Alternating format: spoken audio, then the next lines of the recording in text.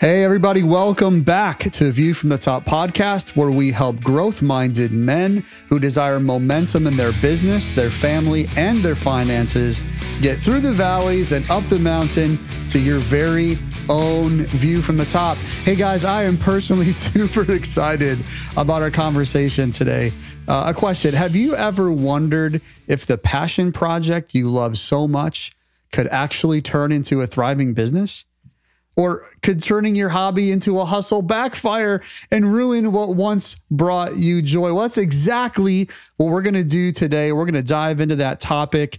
And as we do, let's get the man, the host with the most, the legendary Big A in the studio. Welcome, Big A. Come on, Wally. How's it going? Good, man. Do you feel old when I say legendary? I'm just curious. Part of me feels that way, but that's okay. I'm happy to be old and still here. And so it does. Man, I don't know about you, but I've been enjoying these crisp fall mornings, right? This weather has just been incredible. Finally. I was outside on a coaching call today, walking up and down my driveway. I was like, I can't go inside. Like, I got to be outside right now. You're used to this, though. You're from Michigan. So I'm used to being colder. So yeah, I'll take this in the mornings for sure. Yeah, no, This is good. You've been doing good, Wally. I just got off a little break, kind of enjoyed myself for a couple of weeks. Robin and I took a cruise, went down the Caribbean. Yeah. And relax. You know, those are the best vacations for me because my phone doesn't work. Well, I mean, Robin's thrilled. She's like, just put your phone in the safe and that's where you need to leave it. And so we did and really got a lot of good rest and ate too much food. I got a few pounds I got to shed now. So yeah. I'm glad you had that time. It's not that way for me. Feel like I've been burning the candle at both ends lately. And but that's a good thing sometimes. We have those seasons. And so we lean into them and we work out of them. So later on, we need to have an episode about that because, you know, we very strategically plan for time off and for rest and renewal. And so that was my time. So, hey, back to the mission at hand today. I'm really, really excited. This is, I think, going to be a really good episode answering this question. And I got to admit right out of the gate, where some of the content came from as a result of this episode is a situation I'm dealing with personally right now in my own home. And so I thought, you know what, while I work through this, why don't we do an episode and talk about turning your hobby into a business? Robin has been an all-star quilter like for 40 years. I mean, it's amazing. Her and my mom get together. They've made hundreds of quilts. She's never sold one. She gives them away to family and friends. And so I hope people realize what they're getting because it costs a lot for the material and the time is endless. And Robin came to me about a year ago and she said, hey, I'm thinking about maybe turning this into a business. And I'm like, what? You haven't worked in 45 years. What are you talking about? She said, I really think I want to maybe get a website, start promoting what I'm doing. It's a sizable investment that we would have to make to do that because some of these quilting machines are 50, 60 grand to do this automatically. And so she can do it at scale. And I'm like, Robin, are you sure you want to do that? Like there's a lot more to this than just starting to make these and sell them. I mean, there's a lot of business on the backside of this. So we've been talking through that. I don't want to discourage her. I want to encourage her if that's what she really wants to do, but I want her to be informed. So then I started thinking about, man, who knows the most about this? And we were able to get Jim Cockrum. Jim and I have been friends for about 20 years. We were in a mastermind group together with Dan Miller years ago. Dan has since passed, but Jim and I still stay in contact together. He's been helping entrepreneurs for about 25 years, coming up on 3 decades. He's been confronted with this. And he's got a company, Silent Sales Machine, that he runs. He's got about 7,000 people that he's helped launch businesses before. He's got over 1,000 verified successful stories that he can tell and to verify. Here's the cool thing. Excuse me. He's got 64,000 people and growing daily in his community. So, man, what a man of God. He loves God with all of his heart. That is his first priority. And I love the priority that he's put his life in, the way he's built his business. And it's just a delight today to be able to have Jim come on and co-host this episode with us. Man, I'm excited. This sounds great, man. Hopefully, good. Will this be the first one that Robin listens to, the episode? I don't know. We'll see. Right. Well, I'm excited. Let's dive in with Jim. Let's get him in here. Jim, good to see you, buddy. How's it going? Hey, fellas. Thanks for the invitation. Looking forward to this greatly. Good to see you, Big A, Wally. This is glad good to have you. We've done some episodes together before, but never really on this specific topic. And so it's pretty cool. But before we get into business, catch us up for a sec. Tell us something that's exciting that's going on for you. Oh, man, off the top of my head, it doesn't get any better than this, brother. I just had our 30th anniversary. Got to take a trip with my wife, and we're so blessed, man. We got to homeschool 5 kids. They all turned out okay. So the experiment was a success, and 3 of them are married. I got 1 grandkid. 2 more on the way in the spring. And funny part of that story is 2 of my sons, both married great girls, we found out the same day that they were both pregnant. Wow. And they're going to be due within about a week of each other here and coming up in the spring. So we are blessed, man. What a blessing it is to raise kids according to godly standards and have them just equipped and out there tackling the world with the same worldview and loving God and marrying good people, man. It's a great season of life. Isn't that cool, man, when your kids start growing up, and it's surreal because it happens. All of us have adult children. All of us have grandchildren that are hosting this today. And I told Robin on our trip, I said, Robin, it seems like literally that this just happened. Like, it seems like it doesn't even seem possible that we have grandchildren as old as we do now. And you guys are raising, you're a little bit behind me as far as age goes, but it just happens so fast. So my encouragement to the audience today is to enjoy the journey, right? Don't speed it up. Just enjoy the process. Enjoy where you're at right now. Well, listen, let's dive into the topic today. I think it's fun. It's exciting. But I think it can be risky. I think the opportunity of turning what you love into a business has pros, it has cons. And what we want to answer for you today, or help you answer for yourself, is this the right move for you? Is this something that you've been toying with? You're like, hey, I'm good at this, whatever it is. Should I turn this into a business? So there's pitfalls. There's potential success as a result of it. So Jim, I know you've got some varying thoughts around this topic. You're the perfect person to be co-hosting this episode because you have decades of experience. So start us off. Like, what have you seen as a result of people turning their hobby into a business? Well, to be perfectly honest, I can be a little controversial on this topic, and I'm okay being disagreed with. I actually enjoy. You've been that way since I've met you. And so, I enjoy poking you do people the banter, in a little uncomfortable way, right? I'm not a big fan of the phrase, turn my hobby into a business. It's always kind of rubbed me the wrong way. And some people love it.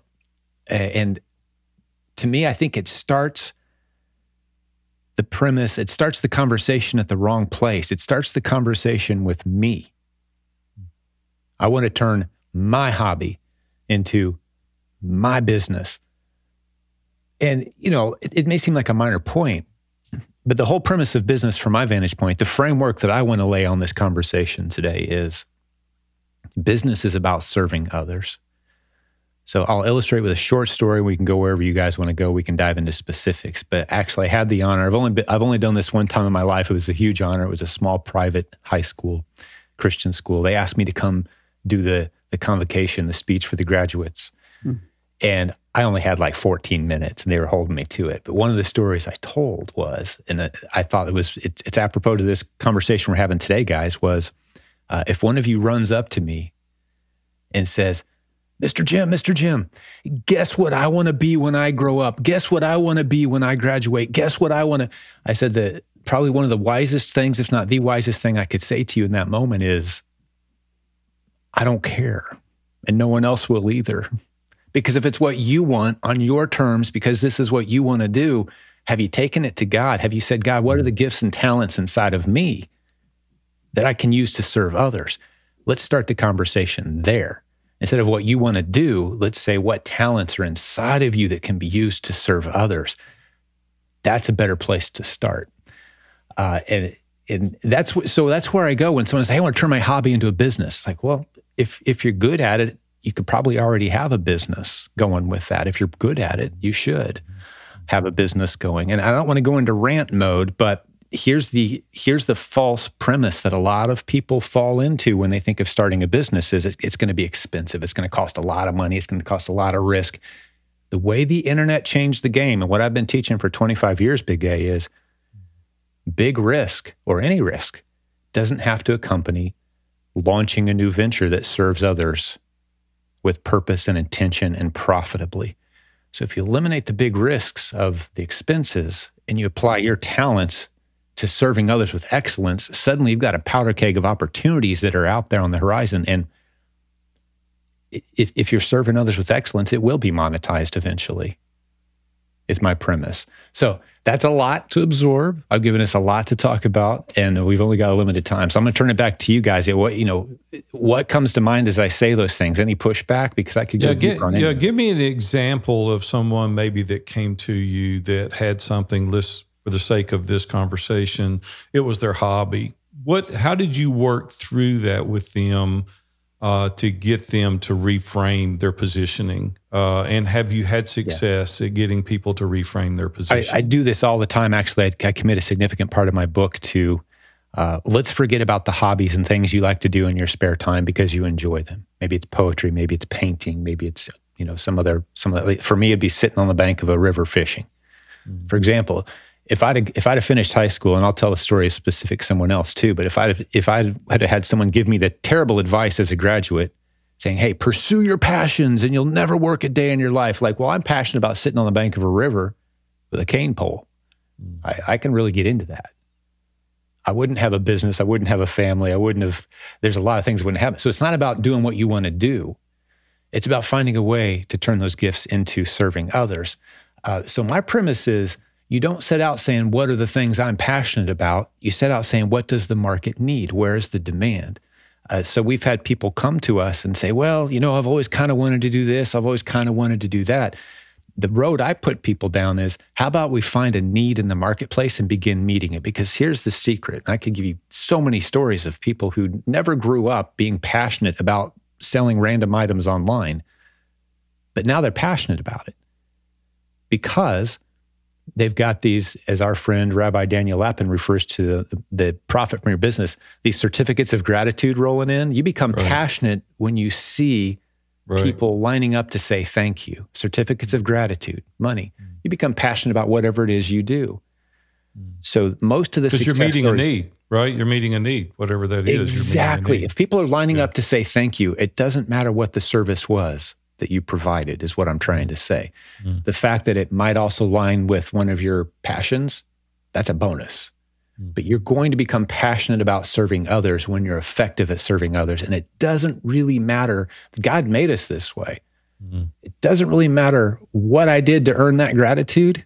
I'm going to find fulfillment and passion in meeting that need. And let me throw a curve into this. Because I've had this discussion recently with someone when they say, what is it that you're doing that is meaningful and purposeful, that's changing the lives of others? And we put that in a separate context or box of its own.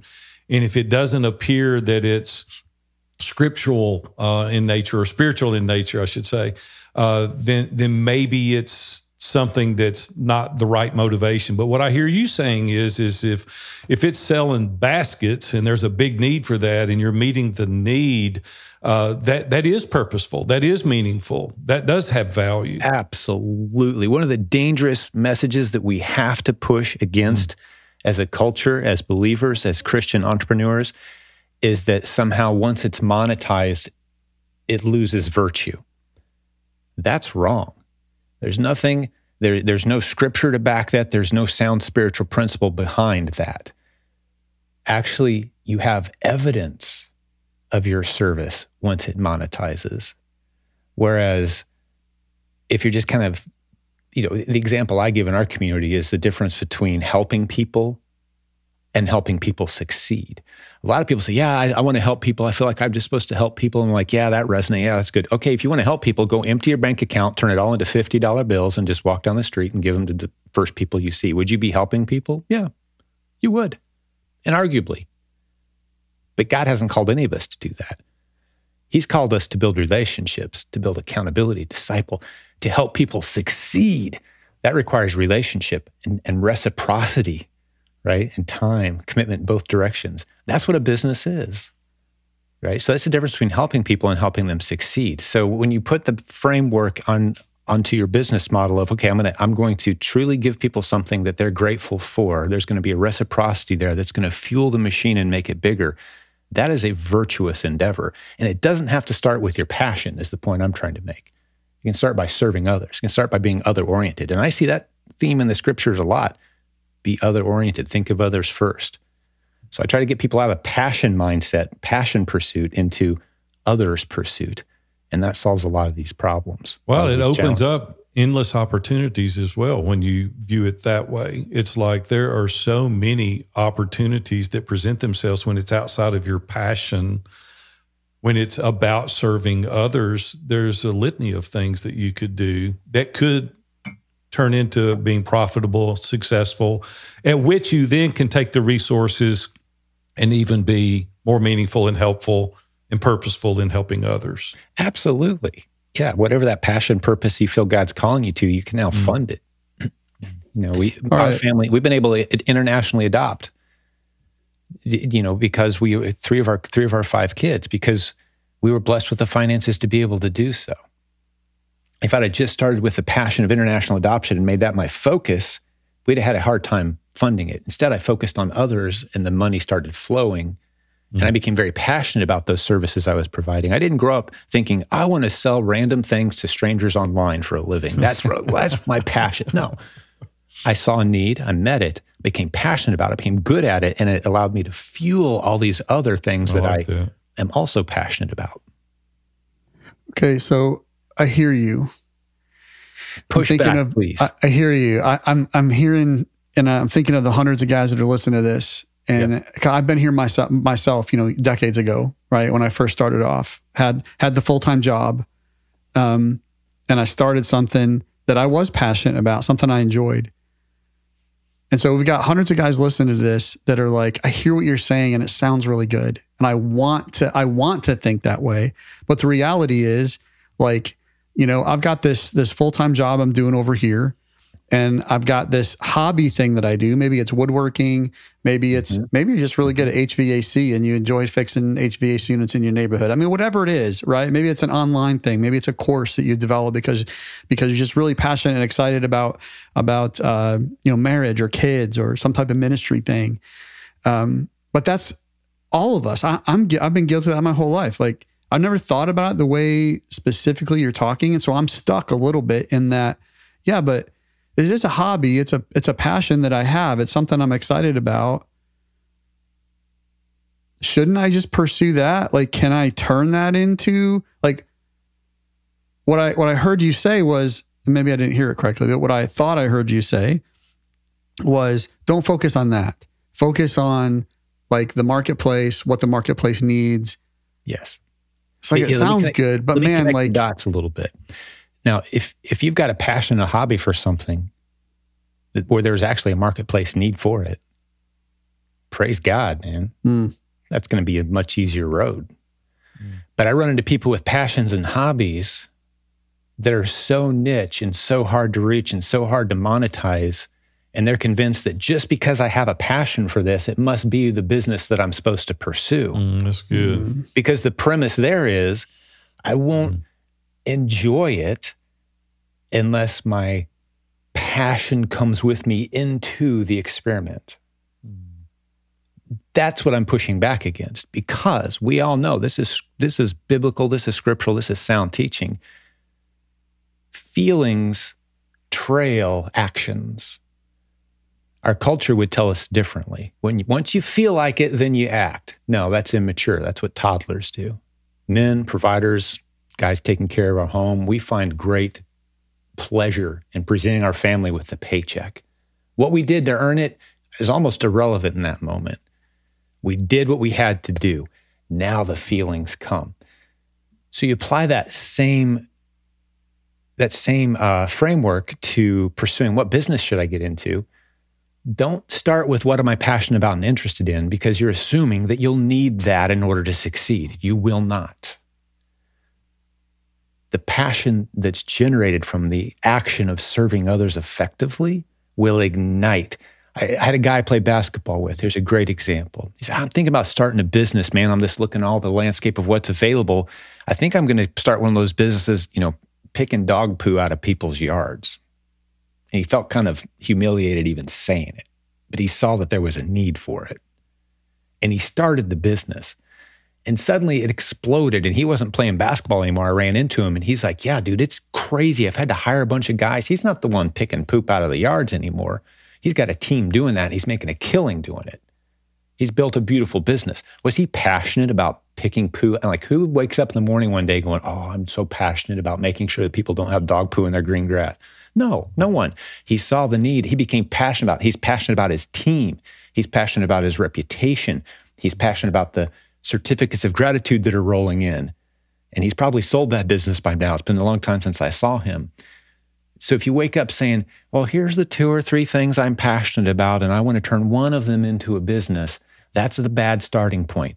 That's what I'm trying to say. It doesn't mean that just because you're passionate about it, don't make it into a business. I'm saying make sure there's a market need and there's demand there, and your passion will trail your actions.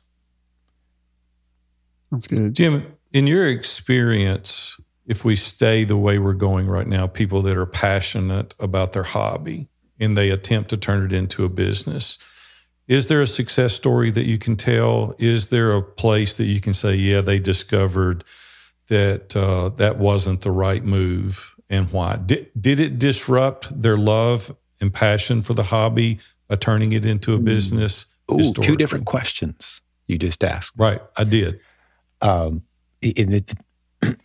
So can turning your passion into a business disrupt what God's called you to? I mean, worst case scenario is you're kind of right where you started, unless you pour a whole bunch of stupid money into it, right? So you can just kind of organically, I watched my grandpa, one of the most giving, caring, kind men you could ever possibly meet, World War II hero. His brother was actually killed on board the Arizona when a Japanese bomber dropped a shell right through the middle of the ship. It's the biggest explosion if you ever watch the old video footage from Pearl Harbor. So my grandpa's brother died below deck. Kenneth Cockrum, my brother's named after him. But my grandpa, Robert Cockrum, my dad's dad, made stained glasses the last 30 years of his life. Just stuff that should have cost thousands of dollars. He never charged anyone a penny. Gave it away. And they lived very humbly. So he died with a list of 1,500 projects that if he just would have monetized this thing, he could have gotten to, but he didn't. Does he regret it? Probably not, ultimately. He gave a lot of great stuff to a lot of great people. It was a hobby that never really monetized into a business. I would have loved, however, for him to have turned that into something more intentional, to where maybe some of us kids were in on it. And I had the art now, and I had the supplies, and I had the book of business. And he's, big businesses contacting us saying, hey, so now we've got this team over here monetizing, and we got the hobby thing. We can do the hobby thing. You continue doing the hobby thing. So turning it into a business doesn't kill the hobby. I've never actually seen that happen, or turning it into a business. Because again, if your premise is turning it into a business somehow devalues or pulls the virtue out of the activity, that's faulty thinking.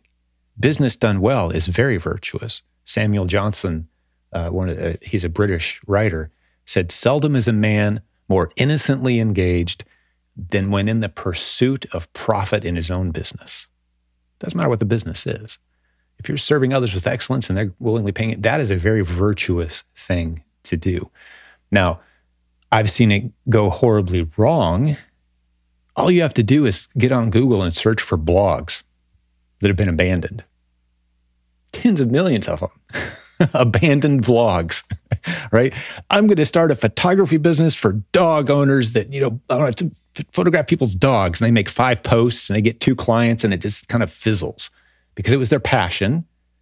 It wasn't necessarily a market need. They didn't focus on the marketing and meeting a need. They just focused on what they felt like doing with their time, and it fizzled. Those are everywhere. Everywhere. So a lot of people that come into our community have those failed, fizzled ideas because it started with what was in their heart as a passion instead of starting with what's out there in the marketplace as a need. knowing that their passions would eventually follow. That's the piece that's missing. Your passion will follow. You'll become very passionate when people line up to give you money. And I could give loads of examples of people who put their passion on the shelf, kept it as a hobby, and decided to go meet market needs and built something amazing.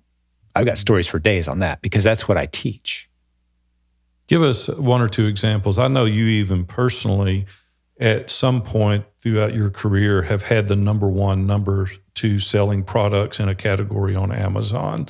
Yeah, and I know what some of those products were. And so you couldn't have just woke up and said, oh yeah, I'm passionate about that. No. But it has served you well. No. Anytime I find here, in fact, and I may be pushing back too hard here. This is where I got to take this one to God. But anytime my passions and interests start sneaking into my thought processes and conversations and ambitions, I hit the brakes hard. The only person that cares what I want is me. No one else out there does, and God doesn't care what I want ultimately. Now, if he places those desires in my heart, there's scriptures that say, you know, if I pursue God, he's going to put desires in my heart. If that's a desire that God placed there and it's taken me towards something that God wants me to be doing, yes. But if it's just like, you know what I've always wanted to do? I've always wanted to just, you know, ride across the country on my Harley and just turn off the world and spend money how I want to spend it and stay where I want to stay and catch up with my family 6 months from now, you know? Like, no, that God didn't put that inside of me. That's why retirement is so dangerous. As guys, you say, well, I'm going to get to that stage where I stop serving others and it's all about me enjoying what I've accumulated and turning off like, that's a death sentence, man. That life insurance tables will tell you, guys retire and turn off serving. That's a death sentence. We're not built for that. We're built for others. So let me tell you a specific example of a guy who didn't necessarily pursue his passion, but he had a marketing idea, made it huge, and now he's very passionate about it. He's actually in 35,000 grocery stores now. His name's Mike Brown.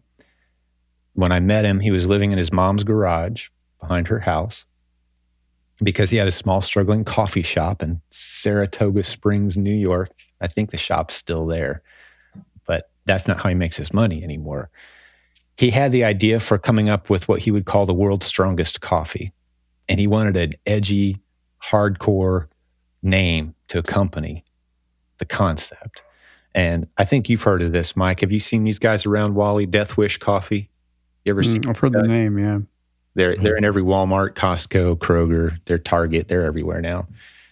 But he wasn't necessarily passionate about coffee. He does drink coffee, but it was the idea, hey, there's a need in the market. I think this could be something. So we coached him, we helped him along.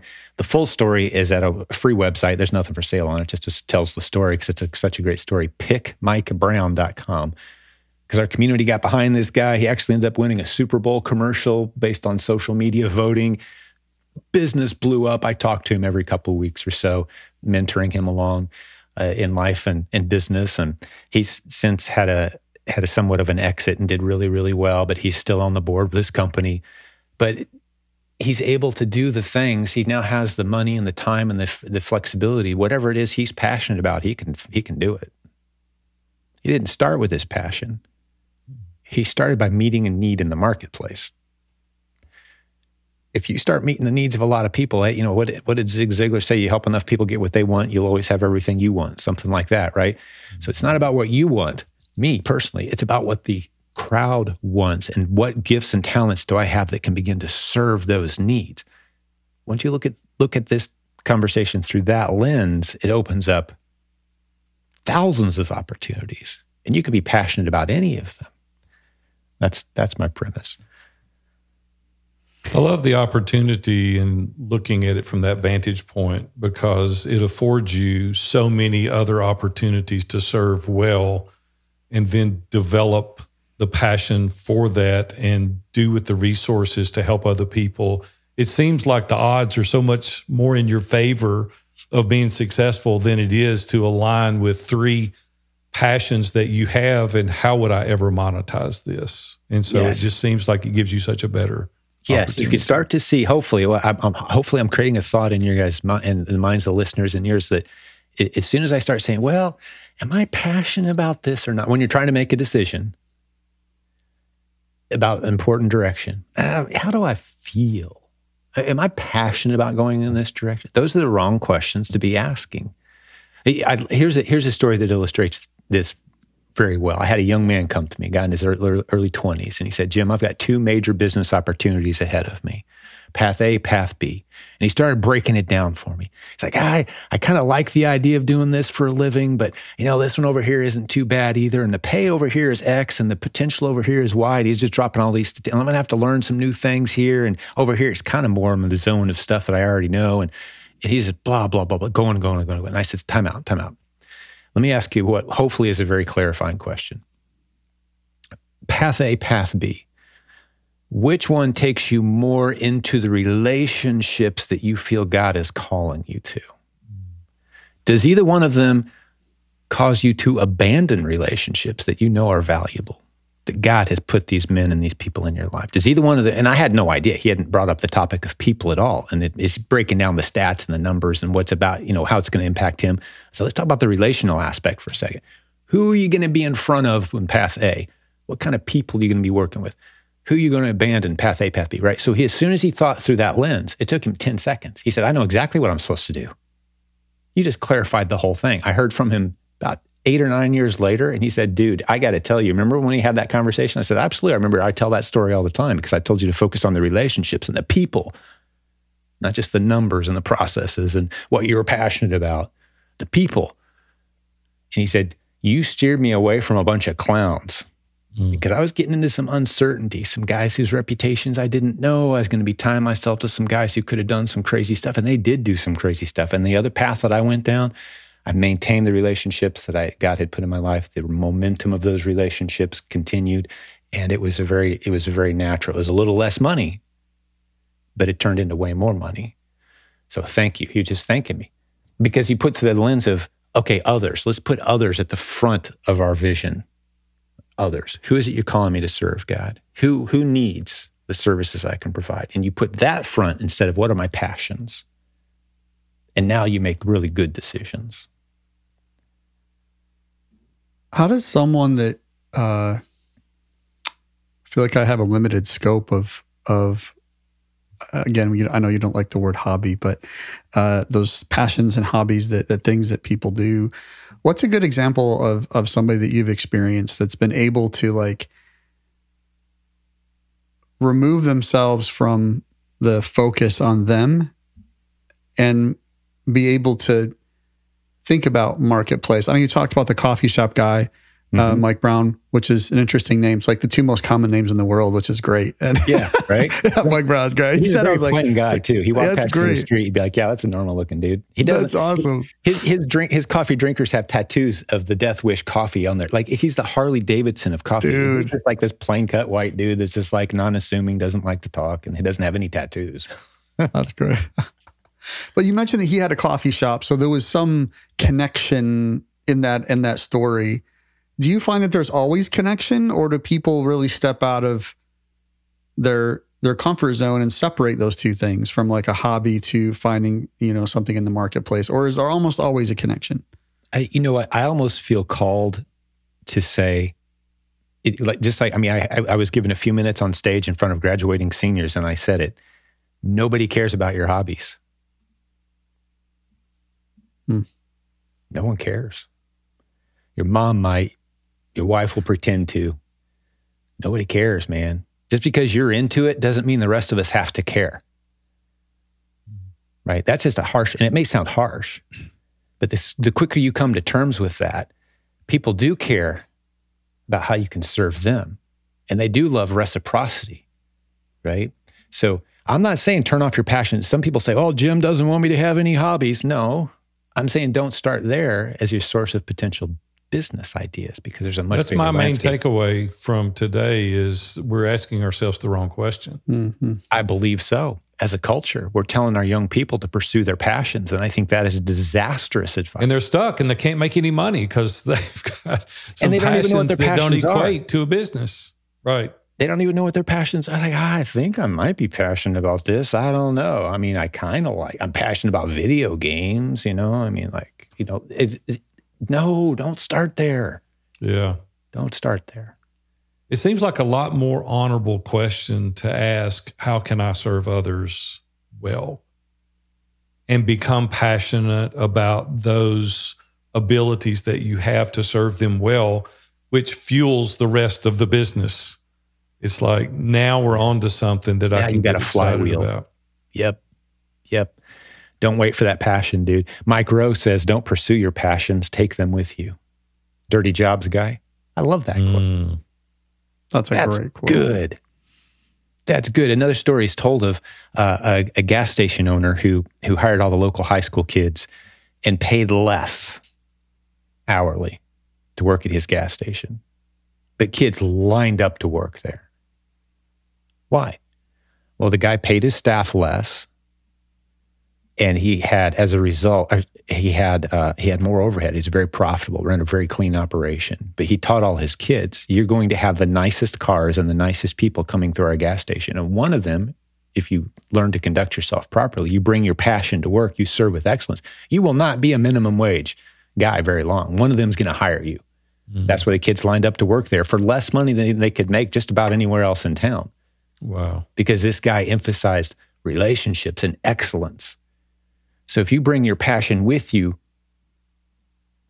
you'll find yourself elevated very quickly. That's a biblically sound message. Jim, those that are listening today, how can they get more help? Like, they're listening to you, they don't really know you.